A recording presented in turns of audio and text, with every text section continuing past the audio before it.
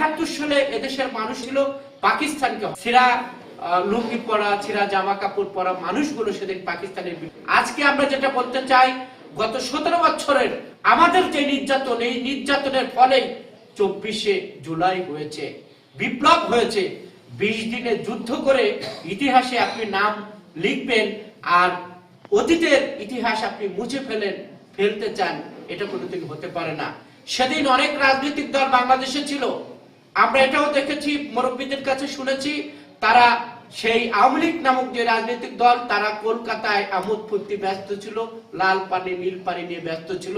তারা বাংলাদেশের মানুষকে বিপদে রেখে যুদ্ধ করেনি, যুদ্ধ করেছিল একমাত্র শহীদ প্রেসিডেন্ট জিয়াউর রহমান স্বাধীনতার ঘোষণা দেওয়ার ফলে বাংলাদেশের মানুষ যুদ্ধ করে বাংলাদেশ নির্মাণ করেছিল।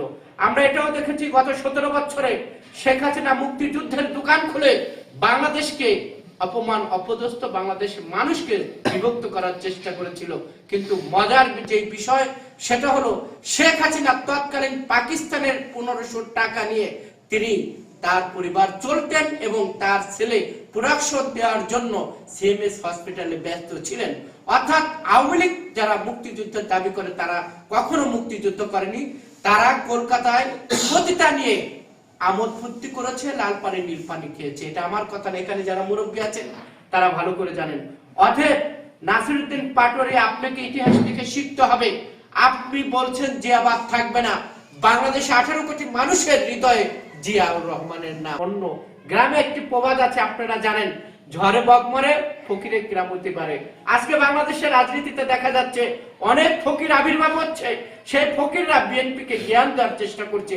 আমরা তাদেরকে বলতে চাই, জিয়া রহমানকে নিয়ে যারা অপমান অপদস্থমূলক কথা বলবে তাদেরকে কিভাবে রুখতে হয় সেটা আমরা জানি। আমরা গত 17 বছরে হাসিনার চোখ রাঙানোকে ভয় পাইনি, ভারতের চোখ রাঙানোকে ভয় পাইনি, হাসিনার কাছে আমরা আত্মসমর্পণ করিনি। আর আপনি তো নাসিরউদ্দিন পাটোয়ারি, আপনার কাছে আমরা আত্মসমর্পণ করব, আপনি কি করে ভাবলেন বাংলাদেশের জিয়া রহমানের নাম প্রতিটি জায়গায় প্রতিটি মানুষের হৃদয়ে? এই জিয়া রহমান বাংলাদেশ নির্মাণ করেছেন, বাংলাদেশ দিয়েছেন।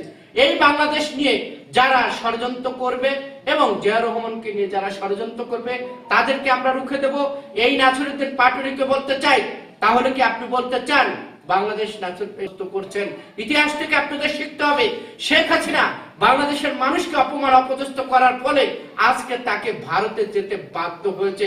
মোদির কোলে বসে বাংলাদেশ নিয়ে ষড়যন্ত্র করছে এবং তারা গুজব রটাচ্ছে, তারা বলার চেষ্টা করছে অন্তর্বর্তী সরকার পালিয়েছে।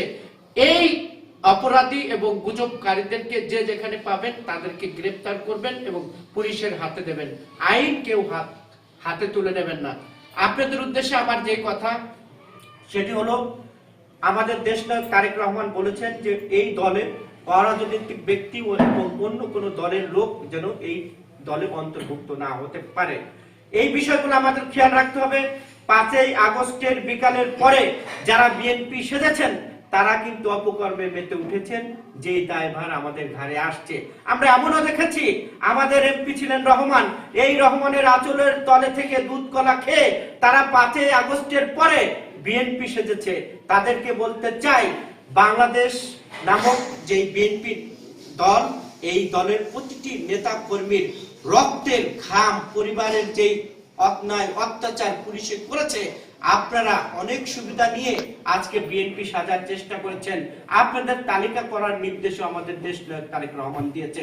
এই পার্শ্ববর্তী জায়গায় এই যে রাজবাড়ী 1 আসন, এখানে আপনারা জানেন যে কসাই জিল্লু নামে পরিচিত, তার অত্যাচারে আমাদের বিএনপির নেতাকর্মীরা অধিষ্ঠিত হয়েছিল।